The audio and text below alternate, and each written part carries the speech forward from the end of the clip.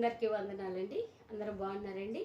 ఈనాటి వాక్య భాగములోనికి వెళ్ళే ముందు చిన్న ప్రార్థన చేసుకుని వాక్య భాగములోనికి వెళ్ళిపోదామండి. ప్రార్థన. పరిశుద్ధమైన మా తండ్రి, మీ పాదములకు వందనం, స్తోత్రం నాయన. వాక్యమైన దేవా, వాక్యం ద్వారా నాతో మాట్లాడండి ప్రభా. మమ్మల్ని బలపరచండి దేవా. మీ వాక్యాన్ని మా హృదయంలో భద్రపరచుకునే కృప మాకు అనుగ్రహించమని యేసుక్రీస్తు పరిశుద్ధ నామమున ప్రార్థించి ప్రారంభించుకొంచున్నాం తండ్రి. ఆమేన్. ఆదికాండము 39వ అధ్యాయాన్ని ధ్యానించుకుందామండి. ఆదికాండము 39వ అధ్యాయం మొదటి వచనాన్ని ధ్యానించుకుందాం. మొదటి నుంచి ధ్యానించుకుందామండి. మొదటి వచనం. యోసేపును ఐగుప్తునికి తీసుకుని వచ్చినప్పుడు ఫరో యొక్క ఉద్యోగస్తుడును రాజ సంరక్షక సేనాధిపతియునైన పోతీఫరను ఒక ఐగుప్తీయుడు అక్కడికి అతన్ని తీసుకుని వచ్చిన ఇస్మాయేలీల యొద్ద అతనిని కొనుక్కొనెను. చూడండి, ఇక్కడ మరి ఇస్మాయేలీలకు అన్నదమ్ములు అమ్మేసినట్లుగా వాక్య భాగంలో మనం చూసాం. అంతేకాదండి, మనం చూసినట్లయితే రాజ సంరక్షక సేనాధిపతి అయిన పోతీఫరుకు మరి ఈ యొక్క ఇస్మాయేలీలు అమ్మేసినట్లుగా, మరొక ఐగుప్తీయునికి అమ్మేసినట్లుగా యోసేపును గురించి ఇక్కడ మనము వాక్య భాగంలో చూస్తున్నాం. ఆదికాండము 37వ అధ్యాయము 28వ వచనంలో మిద్యానీయులైన వర్తకులు ఆ మీదుగా వెళ్ళుచుండగా వారు ఆ గుంటలో నుండి యోసేపును పైకి తీసి ఇస్మాయేలీలకు 20 తులముల వెండికి అతనిని అమ్మివేసిరి. వారు యోసేపును ఐగుప్తులకు తీసుకొని పోయారు. చూసారా, ఇస్మాయేలీలు కొనుక్కున్నారు. ఇస్మాయేలీల దగ్గర నుంచి ఐగుప్తీయులు కూడా కొనుక్కున్నట్లుగా యోసేపును మనము చూస్తూ ఉన్నాం. అయితే అక్కడ నుంచి ఐగుప్తిని ఇంటికి వెళ్ళినట్లుగా ఇక్కడ మనము వాక్య భాగంలో చూస్తున్నాం. 2వ వచనంలో యెహోవా యోసేపునకు తోడై ఉండెను గనుక అతడు వర్ధిల్లుచు తన యజమానుడగు ఆ ఐగుప్తిని ఇంట ఉండెను. అపోస్తల కార్యములు 7:9లో చూసినట్లయితే ఆ గోత్రకర్తలు మచ్చరపడి యోసేపును ఐగుప్తులోనికి పోవుటకు అమ్మివేసిరి గాని దేవుడు అతనికి తోడై ఉండి అతని శ్రమలన్నిటిలో నుండి తప్పించెను అని మనము వాక్యంలో చూస్తున్నాం. దేవుడు మరి యోసేపుకు తోడుగా ఉన్నాడు కనుక మరి అన్నిటికన్నా మిన్నగా మరి దేవుని దీవెనలు యోసేపుకు కలిగినట్లుగా వాక్య భాగం ద్వారా మనము నేర్చుకుంటున్నాం. 3వ వచనం. యెహోవా అతనికి తోడై ఉండెననియు అతడు చేసినదంతయు అతని చేతిలో యెహోవా సఫలం చేసిననియు అతని యజమానుడు చూసినప్పుడు అంటే మరి యోసేపు చేసే పనులన్నీ కూడా పోతీఫర్ చూస్తూ ఉన్నప్పుడు దేవుడు అతనికి యోసేపుకు తోడై ఉన్నాడని అతడు గ్రహించినట్టుగా మనము ఇక్కడ వాక్య భాగంలో చూస్తున్నాం. కీర్తనల గ్రంథం 1:3లో చూడండి, అతడు నీటి కాలువల యొర నాటబడినదే ఆకు వాడక తన కాలమందు ఫలం ఇచ్చే చెట్టు వలె నుండును, అతడు చేయనిదంతయు సఫలమగును. చూసారా, దేవుడు యోసేపుకు తోడుగా ఉన్నాడు కనుక అతడు చేసేదంతా కూడా సఫలమవటము ఆ ఇంటి యజమానుడు ఎవరైతే కొనుక్కున్నాడో అతడు చూసినప్పుడు అతనికి దేవుడు ఇతనికి తోడై ఉన్నాడని భావన కలిగినట్లుగా మనం చూస్తున్నాం. 4-5 వచనాలు చూస్తే యోసేపు మీద అతని కటాక్షం కలిగిన కనుక అతని యొద్ద పరిచర్య చేయువాడు ఆయన, మరియు అతడు తన ఇంటి మీద విచారణకర్తగా అతన్ని నియమించి తనకు కలిగినదంతయు అతని చేతికి అప్పగించారు. 5వ వచనం. అతడు తన ఇంటి మీదను తనకు కలిగినదంతటి మీదను అతని విచారణకర్తగా నియమించిన కాలం మొదలుకొని యెహోవా యోసేపు నిమిత్తము ఆ ఐగుప్తుని ఇంటిని ఆశీర్వదించారు. యెహోవా ఆశీర్వాదము ఆ ఇంటిలోనేమి అతనికి కలిగిన సమస్తం మీదను ఉండెను. చూసారా, యోసేపుకి దేవుడు తోడుగా ఉన్నాడని పోతీఫర్ గమనించినట్లుగా మనం చూస్తున్నాం. దేవునితో నడిచే వ్యక్తి ఎక్కడికి వెళ్ళినా సరే మరి అందరికీ దీవెనకరంగా ఉంటాడని ఇక్కడ యోసేపుని బట్టి మనము నేర్చుకుంటూ ఉన్నాం.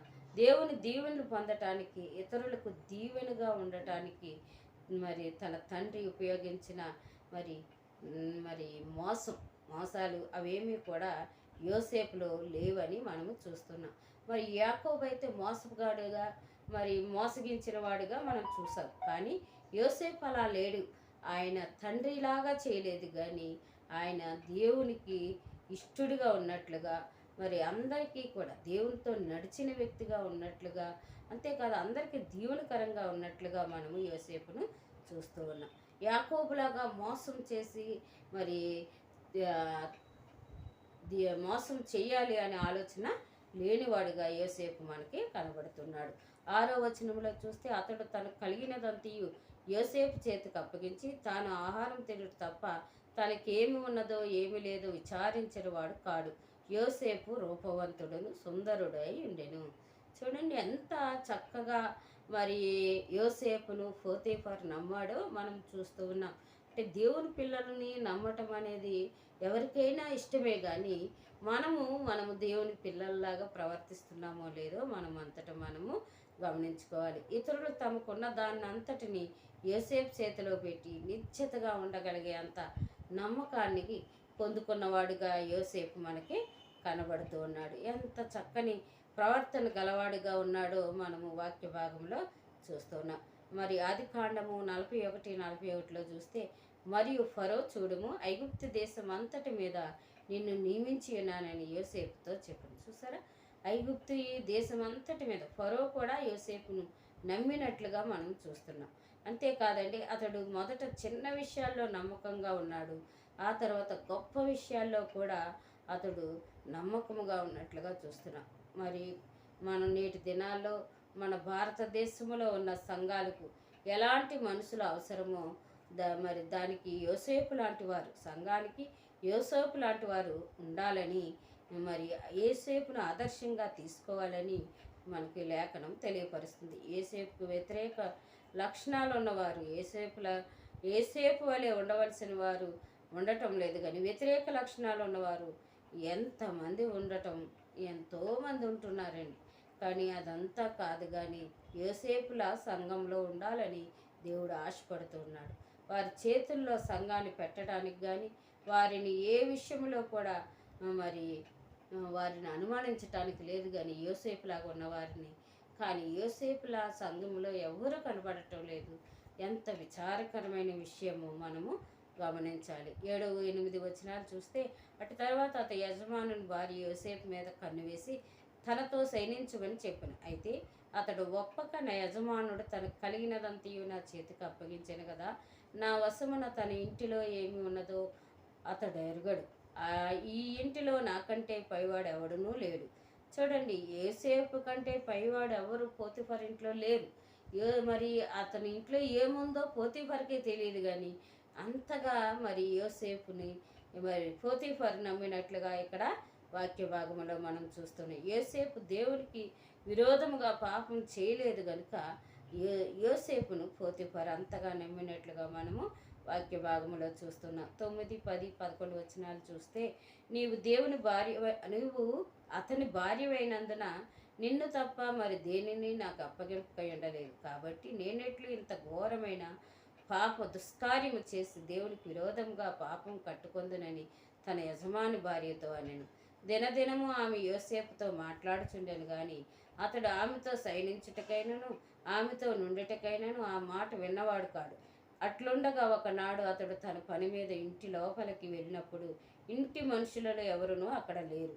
అప్పుడు ఆమె అతని వస్త్రం పట్టుకుని తనతో శయనించుమని చెప్పగా అతడు తన వస్త్రమును ఆమె చేతిలో విడిచిపెట్టి తప్పించుకొని బయటికి పారిపోయాను. చూడండి, యోసేపు పాపాన్ని మరి పాపం నుంచి తప్పించుకున్నట్లుగా పారిపోతున్నట్లుగా మనము వాక్య భాగంలో చూస్తున్నాం. అందుకనే సామెతలు మరి 2:16లో, మరియు అది జార స్త్రీ నుండి మృదువుగా మాట్లాడు పరస్త్రీ నుండి నిన్ను రక్షించును.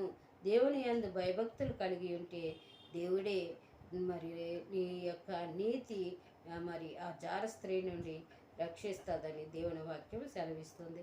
2 తిమోతి 2:22లో, నీవు యవ్వనేచ్ఛల నుండి పారిపోము, పవిత్ర హృదయులై ప్రభువునకు ప్రార్థన చేయవారితో కూడా నీతిని, విశ్వాసమును, ప్రేమను, సమాధానమును వెంటాడుము. తిమోతి పత్రికలో రాసినట్లుగా యవ్వనేచ్ఛల నుండి యోసేపు పారిపోతున్నట్లుగా మనం చూస్తున్నాం. పవిత్రమైన హృదయాలు కలిగి మరి ఉన్నట్లుగా ఇక్కడ యోసేపును మనము చూస్తున్నాం. 13, 14 వచనాల్లో, అతడు తన వస్త్రం ఆమె చేతిలో విడిచి తప్పించుకుని పోవటం ఆమె చూసినప్పుడు తన ఇంటి మనుషులను పిలిచి, చూడుడి, అతడు మనలను ఎగతాళి చేయుటకు ఒక ఇబ్రియుని మన యొద్దకు తెచ్చి ఉన్నాడు. నాతో సైనింపవల్లని వీడు నా యొద్దకు రాగా నేను పెద్ద కేక వేసి తిని. చూసారా, ఈమె ఒక చెడ్డ స్త్రీ కాబట్టి ఆమె ఏం చేస్తుందండి, అతని మీద నిందలు వేస్తుంది. చివరికి యోసేపుకి ఆ నిందలు కూడా మేలుగా మారినట్లుగా, మేలుకే కారణమైనట్లుగా మనం వాక్యంలో చూస్తాం. ఆ మాటల వల్ల అతడు జైల్లో పడటము, ఆ తర్వాత అక్కడ అతడు రాజు దృష్టిలో పడటం కూడా జరిగినట్లుగా మనము వాక్య భాగంలో చూస్తాం. అక్కడి నుంచి ఈజిప్టు ప్రధానమంత్రిగా అయినట్లు మనము యోసేపును చూస్తాం. నిజంగా మరి దేవుని వాక్యం సెలవిచ్చినట్లుగా మనం చూసినట్లయితే కీర్తనల గ్రంథం 38 అధ్యాయం 20వ వచనం, మేలునకు ప్రతిగా వారు కీడు చేయుచున్నారు, నేను ఉత్తమమైన దాన్ని అనుసరించుచున్నందుకు వారు నాకు శత్రువులైరి. చూసారా, మేలు. యోసేపు పోతీఫర్ భార్య ఎడల అతడేమి కీడు చేయలేదు, అతడేమి నష్టపరచలేదు. అయినా సరే అతడు ఉత్తమమైనది చేశాడు. దేవునికి విరోధంగా నేను పాపం చేయలేనని పారిపోయినట్లుగా చూస్తున్నాను. అలాంటి వ్యక్తికి శత్రువులుగా మారి జైల్లో పెట్టినట్లుగా చూస్తూ ఉన్నాం. అయితే అక్కడ కూడా మరి ఎగతాళి చేసినట్లుగా కూడా ఇక్కడ మనము అతని మీద నిందలు వేయటం అనేది మనము చూస్తాం. ఈ స్త్రీ అలాంటి విధంగా మరి యోసేపును జైల్లో పెట్టడం జరిగింది. అక్కడి నుంచి దేవుడు ప్రధానమంత్రిని చేసినట్లుగా వాక్యం మనకి సెలవిస్తుంది. ఆదికాండము 11:16లో చూస్తే ఏబేరు 34 ఏండ్లు బ్రతికి పెలేగును కనెను అని ఉంటుంది. నిజంగా దేవుడు గొప్ప దేవుడిగా తోడుగా ఉన్నట్లుగా యోసేపుకు మనము చూస్తున్నాం. 15, 16, 17 వచనాలు చూస్తే, నేను బిగ్గరగా కేక వేయటవాడు విని నా దగ్గర తన వస్త్రం విడిచిపెట్టి తప్పించుకొని బయటకు పారిపోయినని వారితో చెప్పి అతని యజమానుడు ఇంటికి వచ్చే వరకు అతని వస్త్రం తన దగ్గర ఉంచుకొని. 17వ వచనం, అప్పుడు ఆమె తన భర్తతో ఈ మాటలు చెప్పాను, నీవు మన యొద్దకు తెచ్చిన ఆ ఎబ్రీ దాసుడు నన్ను ఎగతాళి చేయుటకు నా యొద్దకు వచ్చాను. నేను బిగ్గరగా కేక వేసినప్పుడు వాడు తన వస్త్రం నా దగ్గర విడిచిపెట్టి తప్పించుకొని బయటికి పారిపోయాను. కాబట్టి అతని యజమానుడు ఇట్లు నీ దాసుడు నన్ను చేసినని తన భార్య తనతో చెప్పిన మాటలు విన్నప్పుడు కోపముతో మండిపడినట్లుగా వాక్య భాగంలో చూస్తున్నా. నిజంగా సామెతలకు 6:34లో చూస్తే, భర్తకు పుట్టు రోషం మహారౌద్రం గలది, ప్రతీకారం చేయ కాలమంది అట్టువాడు కనికరపడ్డు. చూడండి, యోసేపు గురించి అంతా తెలుసు పోతీఫర్కి, అయినా తన భార్య మాటలను అతడు నమ్మినట్లుగా, అతడికి కోపం వచ్చినట్లుగా, రౌద్రుడైనట్లుగా ఇక్కడ చూస్తున్నా. యోసేపు ఎంత మంచివాడో తెలిసినప్పటికీ కూడా అతన్ని కనికరించినట్లుగా మనకు వాక్య భాగంలో కనబడటం లేదు. అంతగా అతని కోపంతో మండిపడినట్లుగా వాక్యము మనకి సెలవిస్తుంది. 20వ వచనంలో అతనిని పట్టుకొని రాజు ఖైదీలు బంధింపబడి చెరసాలలో వేయించెను.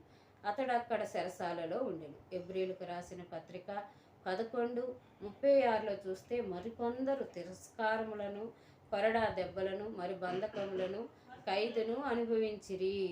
ఇక్కడ మనం చూసినట్లయితే ఎన్నో కష్టాలు పడ్డాడు. కష్టాల మూలంగా కలిగే మేలును గురించి యోబు గ్రంథంలో మనం చూసినట్లుగా మనం చూడవచ్చు.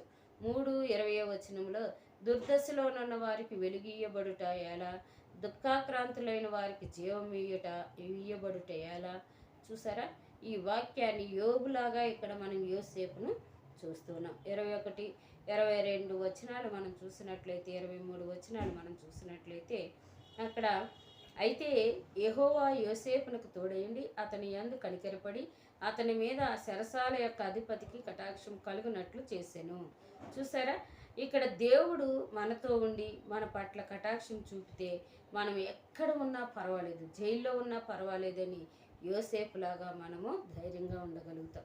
దేవుడు మనకి జైల్లో ఉన్నా తోడుగా ఉంటాడు, కష్టంలో ఉన్నా తోడుగా ఉంటాడు, ఎలాంటి అంధకారంలో ఉన్నా కానీ దేవుడు మనకి తోడుగా ఉంటాడని యోసేపుని బట్టి మనము నేర్చుకుంటూ ఉన్నాం. చెరసాల అధిపతి ఆ చెరసాలలోనున్న ఖైదీలను అందరినీ యోసేపు చేతికి అప్పగించారు. వారు అక్కడ ఏమి చేశారో అదంతయు అతడే చేయించేవాడు. 23వ వచనం, యెహోవా అతనికి తోడై ఉండెను గనుక ఆ చెరసాల అధిపతి అతని చేతికి అప్పగింపబడిన దేని గూర్చి విచారణ చేయకపోయిండెను. అతడు చేయనది యావత్తు యెహోవా సఫలమగునట్లు చేసెను. చూడండి, ఎంత పవిత్రతను పరిశుద్ధతను కాపాడుకుంటూ యోసేపు యథార్థంగా ఉన్నాడు కనుక దేవుడు అతడు జైల్లో ఉన్న దేవుడు యోసేపుకు తోడుగా ఉన్నాడు. అక్కడి నుంచి మరి విడిపించినట్లుగా కూడా మనము వాక్య భాగంలో చూస్తాం. 1 నుంచి 6 వచనాలు మనం చూసినట్లయితే యోసేపు పోతీఫర్చే మరి ప్రాధాన్యత పొందినట్లుగా మనము చూస్తాం. రెండవదిగా 7 నుంచి 12 వచనాలు చూస్తే మరి యోసేపు దేనికి కూడా టెంప్ట్ అయినట్లుగా మరి కనపడడు. అతడు దేన్నైనా సరే నిగ్రహించుకోగలిగిన వ్యక్తిగా మనకి కనబడుతున్నాడు.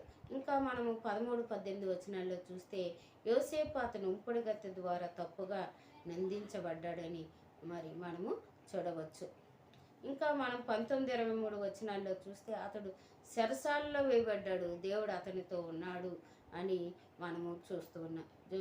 యోసేపు మరి తన యజమానుడైన పోతీఫర్ గురించి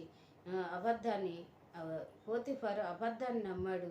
మరియు అతను నిజంగా చెడ్డవాడుగా చిత్రీకరించి జైలుకు పంపాడు. కానీ యోసేపు ఒంటరిగా ఉన్నప్పటికీ, అతనికి సహాయం చేయటానికి ఎవ్వరూ లేనప్పటికీ కూడా దేవుడు అతనితో ఉన్నాడు మరియు అతనికి సహాయం చేశాడు. జైలు బాధ్యతలు నిర్వర్తిస్తున్న వ్యక్తిగా యోసేపును మనము మంచి వ్యక్తి అని చూస్తూ ఉన్నాం. ఒక ముఖ్యమైన ఉద్యోగం ఇచ్చాడు. విషయాలు కఠినంగా ఉన్నప్పటికీ మంచి వ్యక్తులు మంచి పనులు చేయగలరు అని మరియు ఇతరులకు ఆశీర్వాదంగా ఉంటారని యోసేపులాగా యేసు వైపు చూడటం మర్చిపోవద్దని దేవుని వాక్యం మనకి తెలియపరుస్తుంది. యేసు ప్రభువారు శోధింపబడటం, తాను చేయని పనులపై ఆరోపణలు చేయటం, మరి ఎటువంటి కారణం లేకుండా జైల్లో ఉండటం వంటి కఠినమైన విషయాల ద్వారా వీలినట్లుగా మనము యోసేపును చూస్తున్నాం. కానీ అతను ఏ తప్పు చేయలేదు. అతను రాజు కావటానికి వీటన్నిటినీ ఎదుర్కొన్నాడు. మనం అతనిలా ఉండటానికి ప్రయత్నించాలి. మరియు విషయాలు కఠినంగా ఉన్నప్పుడు కూడా మరి దేవుని అనుసరించాలి. తద్వారా మనం కూడా యోసేపు లాగానే ఉండి మనం మంచి మనసు కలిగి జీవించవచ్చని దేవుని వాక్యం యోసేపు ద్వారా మనకి హెచ్చరిక చేస్తుంది. మనకు కూడా యోసేపు లాంటి మనసు దేవుడు దయచేయునుగాక. ఆమేన్. ప్రార్థన చేసుకుందామండి. పరిశుద్ధమైన మా తండ్రి, మీ పాదములకు వందనం, స్తోత్రము నాయన. యోసేపు ఎంత యథార్థంగా ప్రభా నాయన ఉన్నప్పటికీ, పరిశుద్ధతను పవిత్రతను కాపాడుకున్నప్పటికీ ప్రభా నిందల పాలయ్యి ప్రభా యజమాను చేత ద్వేషింపబడి నేను శిక్షింపబడినట్లుగా చూస్తున్నా. జైల్లో ఉన్నప్పటికీ కూడా తన పవిత్రతను పరిశుద్ధతను కాపాడుకుంటూ ఆయన జైల్లో కూడా అధికారుల మన్నను పొందుకొని ఆయన మంచి ఉద్యోగాన్ని నిర్వర్తిస్తున్నట్లుగా చూస్తున్నా. ఆయన యోసేపు లాగా మేము కూడా జీవించడానికి మీరు మాకు తోడుగా ఉండమని, యోసేపుకు తోడై ఉన్న దేవా మాకు తోడుగా ఉండమని ప్రార్థిస్తున్నా. నాయన మా యవ్వన బిడ్డలు యోసేపు వలె జీవించడానికి మీ కృప, మీ సహాయం అనుగ్రహించమని యేసుక్రీస్తు పరిశుద్ధ నామమున ప్రార్థించి వేడుకొంచున్నాను మా తండ్రి. ఆమేన్. ఆమేన్.